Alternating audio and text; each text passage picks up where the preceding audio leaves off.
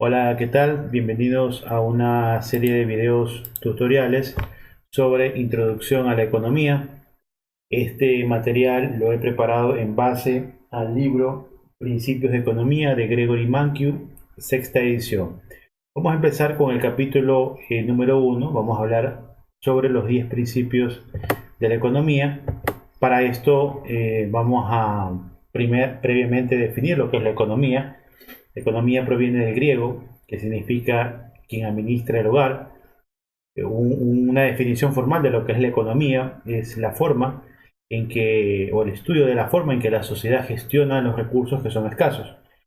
La escasez de los recursos hasta cierto punto justifica el hecho de que exista la ciencia económica. La escasez, entonces, es una palabra clave dentro de economía, y la escasez tiene que ver con el hecho del carácter limitado de los recursos de la sociedad. La sociedad no tiene recursos ilimitados, tiene recursos que son escasos, y por lo tanto es necesario estudiar una disciplina que ayude a administrar esos recursos. Empezando con el primer principio de la economía, cuando los individuos se enfrentan a disyuntivas. ¿Qué es una disyuntiva? Una disyuntiva es una situación de decisión. Ya es una situación en la cual yo tengo que decidir entre una cosa u otra. Por ejemplo, yo puedo decidir jugar fútbol o quedarme a estudiar toda la tarde. Entonces, yo me enfrento a esta disyuntiva, ¿no? Si el partido es, por ejemplo, de 3 a 4 de la tarde y ese mismo horario tengo para estudiar, pues entonces yo necesito decidir entre lo uno y lo otro. Los padres de familia también se enfrentan a disyuntivas en qué se debe gastar el dinero. Se lo puede gastar en viajes, se lo puede guardar, se lo puede gastar en compras. Bueno, siempre se enfrentan a disyuntivas en general cuando uno tiene dinero. El gobierno también se enfrenta a disyuntivas. Una disyuntiva clásica es cuánto se va a gastar en educación o cuánto se va a gastar en armamento, ¿no? Normalmente se dice que el gasto en educación no es un gasto en educación, sino más bien es una inversión porque hay un retorno, mientras que el gasto en armamento pues realmente depende obviamente de cada país. ¿No? Hay países que viven normalmente en conflictos de guerras y por lo tanto se justifica el hecho de el gasto elevado que se tiene en armamentos. Otros países no tanto, por lo tanto se podría decir que invierten más en educación, pero al fin y al cabo hay una disyuntiva entre cuánto se gasta en educación y cuánto se va a gastar en lo que es armamentos. La sociedad también se enfrenta a una disyuntiva entre lo que es eficiencia y equidad. Son dos conceptos importantes dentro de lo que es la economía, la eficiencia y la equidad. La eficiencia es la propiedad según la cual la sociedad aprovecha de mejor forma sus recursos que son escasos. Nuevamente la palabra escaso es importante. Y equidad es la propiedad según la cual la prosperidad económica se distribuye equitativamente entre los miembros de la sociedad. ¿Ya? Eh, Son conceptos diferentes, pero son conceptos que hasta cierto punto se podrían complementar entre sí. Para hablar con un ejemplo, la diferencia entre eficiencia y equidad, podríamos hacer alusión a que la eficiencia es el tamaño de una torta. Mientras más grande es la torta, pues más eficiente soy. Y la equidad tiene que ver con el hecho de distribuir en partes iguales esa torta, ¿no? Si yo la distribuyo en partes iguales, pues yo soy equitativo. Normalmente los gobiernos se enfrentan a esta disyuntiva entre eficiencia y equidad, por ejemplo, cuando se decide privatizar algún servicio público, como por ejemplo el agua. Entonces el gobierno puede decidir privatizar un servicio público justamente por temas de eficiencia, porque resulta mucho más económico que una sola empresa se encargue de todo la producción y la distribución de este tipo de servicios. Pero normalmente cuando se privatiza algún tipo de servicios como estos, el precio de la tarifa o la tarifa sube. Entonces lo que se hace es subsidiar, pues el gobierno subsidia a las clases más pobres. Entonces ahí está evaluando un tema de equidad. El segundo principio tiene que ver con el costo de una cosa, es aquello que se renuncia para conseguirlo. Y aquí hay una definición de lo que es el costo de oportunidad. El costo de oportunidad es aquello a lo cual debo renunciar para obtener algo. ¿Sí? Los deportistas normalmente famosos, obviamente abandonan sus estudios porque como jugadores pueden ganar millones de dólares. Entonces, un futbolista difícilmente va a dedicarse a estudiar porque su costo de oportunidad de estudiar es muy alto. Es muy alto porque ellos, para poder estudiar, necesitan renunciar a jugar fútbol. Y renunciar a jugar fútbol es muy costoso porque el salario que están percibiendo por eso es muy alto. Algo importante es que no es un costo de oportunidad para los estudiantes, por ejemplo, el dinero que se gasta en alimentos, con vestimentas, con alojamiento, porque son gastos que no es que yo renuncio, sino que necesariamente los voy a hacer. O sea, vaya o no vaya a la universidad o al colegio, yo voy a tener que alimentarme, se va a tener que vestir y obviamente va a tener un lugar donde pueda vivir. Entonces, eso no representa un costo de oportunidad. El tercer principio, las personas racionales piensan en términos marginales. La palabra marginal significa pequeño, ¿sí? Y cambios marginales son pequeños ajustes adicionales a un plan de acción. Entonces, las personas muchas veces o muy rara vez toman decisiones de blanco y negro.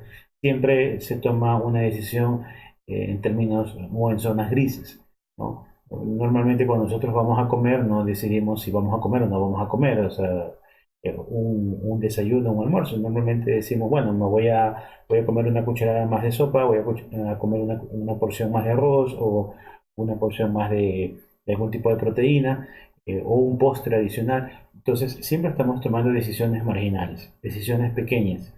Y a la larga lo que se hace siempre es comparar un beneficio, el beneficio que voy a obtener por esa acción versus el costo que voy a obtener por esa acción. Como son pequeños, entonces le voy a agregar la palabra marginal.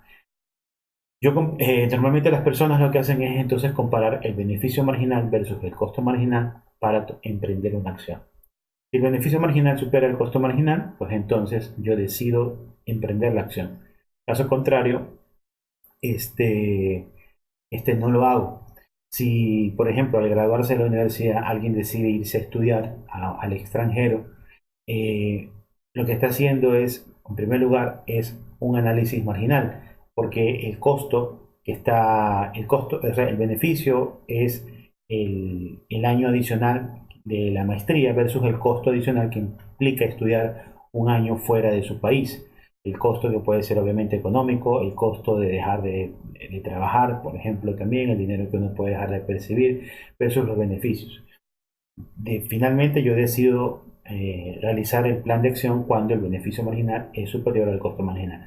Y la economía gira normalmente en torno a este principio. Cuarto principio, los individuos responden a los incentivos. Las conductas de las personas pueden cambiar cuando varían los costos y cuando varían los beneficios. Por ejemplo, si sube el precio de uno de los bienes, manzana o pera, si sube el precio de la pera, posiblemente yo decida consumir más manzanas, si es que yo considero que ambos bienes son sustitutos, obviamente. El impuesto a la gasolina puede hacer que las personas dejen de usar digamos, un tipo de automóvil que consuma bastante gasolina, posiblemente opten por automóviles economizadores o simplemente por otras alternativas, como por ejemplo una bicicleta, ¿no? La ley de cinturones de seguridad puede generar resultados ambiguos porque si bien es cierto, puede generar o genera obviamente mayor seguridad para el conductor, pero puede también generar una mayor agresividad al momento de manejar porque obviamente se siente seguro. El quinto principio, el comercio puede mejorar el bienestar de todo el mundo.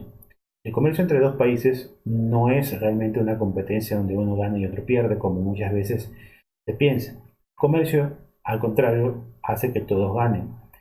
¿Por qué ganan todos? Porque el comercio hace o permite que los países se especialicen en lo que mejor saben hacer y obviamente puedan intercambiar esos bienes con los demás países o con las demás personas dentro de un solo país. El comercio es necesario dentro de cualquier sociedad. Sin comercio difícilmente podríamos vivir, digamos, o tener una vida normal. Imagínense usted construir su propia casa, sembrar sus propios alimentos, fabricar su propio carro, elaborar o coser su propia ropa. Eso es realmente muy difícil y por lo tanto lo que se va a hacer es siempre comercializar. Yo le voy a comprar, le voy a vender a aquellas personas que son especialistas en estos temas, puede entrar en un mercado de intercambio y obviamente siempre los países van a ganar con el comercio. Lo importante acá son los planes o digamos los acuerdos o las cláusulas de comercio. Eso ya depende de la habilidad de negociación de cada país. Pero normalmente el comercio siempre va a mejorar el bienestar de la sociedad. Sexto principio, los mercados normalmente constituyen un buen mecanismo para organizar la actividad económica. Eh, Eso tiene que ver con el concepto de economía de mercado, algo muy contrario a lo que se vivía en los países comunistas. Los países comunistas no tenían una economía de mercado. Ellos eran más bien los que organizaban la actividad económica, por ejemplo, la ex Unión Soviética. Entonces, la economía de mercado es una economía que asigna los recursos por medio de las decisiones totalmente descentralizadas de empresas y hogares cuando interactúan en un mercado de bienes y servicios. En la economía de mercado, el Estado como tal no interviene como actor principal, sino simplemente como un actor mediador, en algunos casos como un actor intervencionista, pero para corregir las imperfecciones de lo mismo. Adam Smith fue un economista clásico, liberal, obviamente, que decía que el Estado no debería intervenir para nada. Basó sus principios en que todo individuo busca su propio bienestar, no le interesa el bienestar colectivo. Básicamente lo que Smith decía era que los individuos no son altruistas, al contrario, son egoístas, siempre van a buscar su propio bienestar. Y en su famoso libro, Las riquezas de las naciones, escrito ya por 1776, escribió lo que se conoce como la mano invisible de Smith. Lo que decía la mano invisible de Smith era que cuando una persona buscaba su propio bienestar individual, había algo invisible que convertía ese beneficio o esa búsqueda del bienestar individual en beneficios para todos. Smith decía que los impuestos distorsionaban los precios y por lo tanto las decisiones de las empresas y los hogares. Eh, El séptimo principio, relacionado al sexto principio, dice que el Estado puede mejorar, realmente puede mejorar a veces los resultados de mercado y puede mejorar los resultados de mercado cuando el mercado no se comporta de manera perfecta. Resulta que el sexto principio, en el cual los mercados constituyen un buen mecanismo para organizar la actividad económica, y todos los principios de Adam Smith, o la mano invisible, funcionan muy bien cuando se cumplen los supuestos de competencia perfecta. Pero normalmente esos supuestos de competencia perfecta, que son libre entrada, libre salida, productos homogéneos, eh, este, libre entrada, libre salida, productos homogéneos, muchos compradores, muchos vendedores, básicamente son esos cinco, no se cumplen y por lo tanto al no cumplirse esas condiciones el mercado no se comporta de manera perfecta y la mano invisible de Smith falla. Ya, entonces en esos casos es necesaria la intervención del Estado para fomentar la eficiencia y la equidad. La mano invisible puede fallar cuando existen fallas de mercado. Una falla de mercado es una situación en la que el mercado no asigna eficientemente los recursos por sí solo. ¿Sí? Entonces, ahí en esos casos es necesario sí o sí que intervenga el Estado. Las fallas de mercado se pueden clasificar en dos grandes tipos, las que son las externalidades y lo que es el poder de mercado. La externalidad no es otra cosa que cuando se toma una decisión privada y eso genera un efecto en tercero. La externalidad puede ser positiva, puede ser negativa. Si es una externalidad negativa, lo que se va a generar es un costo marginal social, ¿sí? Y en esos casos el Estado interviene colocando un impuesto para que quien genera esa externalidad obviamente la asuma. Se dice para que internalice la externalidad. Y la externalidad a veces puede ser positiva y en esos casos el gobierno debería subsidiar a quien genera esa externalidad positiva porque está generando un beneficio marginal social. El poder de mercado, que es el otro tipo de externalidad, el otro tipo de falla de mercado, es cuando un solo agente económico tiene la capacidad para influir considerablemente en los precios. En el mercado de competencia perfecta, que es el mercado idealista, el mercado donde se cumple perfectamente la mano invisible de Smith, los agentes económicos no tienen poder sobre los precios. Cuando hay poder de mercado, significa que los agentes económicos, básicamente los vendedores, puede ser también los compradores, tienen poder para influenciar sobre los precios de mercado.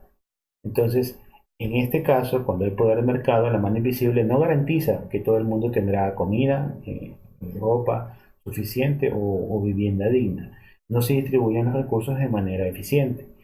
El Estado puede intervenir en estos casos a través de impuestos progresivos como el impuesto a la renta o con el sistema de asistencia social. El problema, ya sabemos, con el impuesto a la renta es que genera un problema de eficiencia.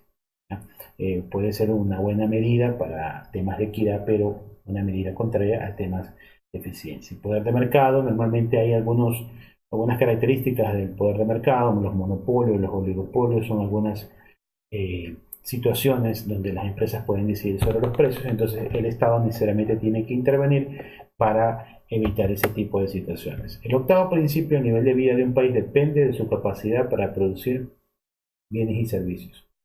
El nivel de vida, el nivel de riqueza de una nación se define como la cantidad de activos que posee un individuo menos sus deudas.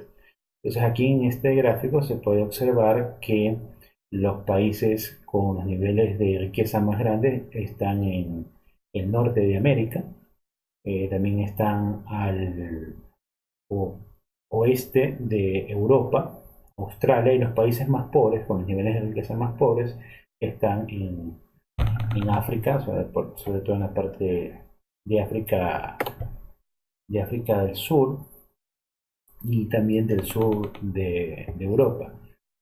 Una forma de aumentar la capacidad de producir bienes y servicios se relaciona al tema de productividad. La productividad es la cantidad de bienes y servicios producidos en cada hora de trabajo. Mientras mientras un país sea más productivo, obviamente va a generar mayor bienes y servicios. Pensemos en Japón. Japón es un país que tiene una gran producción de automóviles en el año. Si Japón de pronto produce 8.3 millones de vehículos en el año, la pregunta es cuánto los países latinoamericanos, por ejemplo Ecuador, va a producir en un año. A lo mejor Japón diariamente produce 20 vehículos. El Ecuador seguramente no va a producir ni la mitad de un vehículo diariamente. Entonces, Japón es más productivo, obviamente, y al ser más productivo, eleva su nivel de vida. Y así vamos sumando cada una de las actividades. Seguramente hay países que son muy productivos en muchas cosas, mientras que los países por acá de nuestra región no lo son. Y por lo tanto, vamos a producir menos bienes y servicios.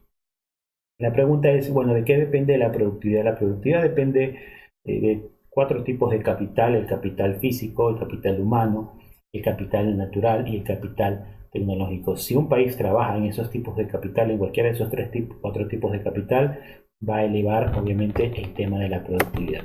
Noveno principio: los precios suben cuando el gobierno imprime demasiado dinero. Cuando los precios suben de un periodo a otro, por ejemplo de enero a febrero, se dice que hay una inflación, y la inflación se lo define como el aumento del nivel general de precios. Lo contrario a la inflación es la deflación. La deflación es en cambio cuando bajan los precios. Normalmente en una recesión podrían bajar los precios, aunque es un efecto o un fenómeno un poco, digamos, difícil que ocurra al contrario de la inflación. Lo más común es que exista un aumento general de los precios. Entonces, lo que sucede es que cuando un gobierno imprime demasiado dinero, normalmente los precios suben. Suben porque el exceso de oferta monetaria en el mercado hace que la moneda obviamente valga menos, y al valer menos, al devaluarse la moneda, los precios tienden a subir justamente para tratar de ajustarse a esa devaluación. Entonces, hay ejemplos muy claros en nuestra región, en Latinoamérica. Por ejemplo, Venezuela tiene un problema de inflación muy alto. De 2017 a 2018 fue de 4.068%. Esto si lo comparamos a la peor crisis que se vivió en el Ecuador en el año 99, y obviamente su efecto en el año 2000 se alcanzó una inflación del 96%. Si usted se da cuenta al comparar esto con la cifra de Venezuela, realmente no es nada. De hecho, el Fondo Monetario Internacional prevé para el 2019 una inflación de 10 millones por ciento en Venezuela. Y esto es producto de una política económica no responsable de parte del gobierno y se debe básicamente a la impresión de demasiado dinero. Todo el dinero que está en circulación en una economía debe estar respaldado por una moneda fuerte en las reservas del Banco Central. Entonces, si hay de pronto 1 millón de bolívares en circulación, debería haber el equivalente a la tasa de cambio del mercado en dólares, por ejemplo, en el Banco Central de Venezuela. Si 1 millón de bolívares equivale a 500 dólares, deberían haber 500 dólares en el Banco Central de Venezuela, ¿sí? Para que este tipo de medidas obviamente no genere una situación de desbalance dentro de las cuentas fiscales, dentro de las cuentas monetarias del país. El décimo principio, la sociedad se enfrenta a una disyuntiva a corto plazo entre lo que es la inflación y el desempleo. La curva de Phillips obviamente muestra esta relación inversa entre inflación y desempleo, y la situación es que un país normalmente puede tener una alta inflación, puede tener un bajo desempleo a costa de una alta inflación. Por lo contrario, podría tener una baja tasa de desempleo, podría tener un, este, una baja tasa de desempleo, pero a costa de una alta tasa de inflación. Y esta situación se da porque si, por ejemplo, suben los precios, hay una alta inflación, normalmente las empresas van a querer producir y vender más, la ley de la oferta. Entonces van a necesitar más trabajadores, más mano de obra para producir el exceso de bienes y servicios. En ese caso, obviamente, van a demandar más mano de obra y el desempleo obviamente va a caer. La curva de Phillips tiene esta relación inversa en el corto plazo. Estudios actuales han demostrado que en el largo plazo esta curva es perpendicular y básicamente no hay una relación entre lo que es la inflación y el desempleo.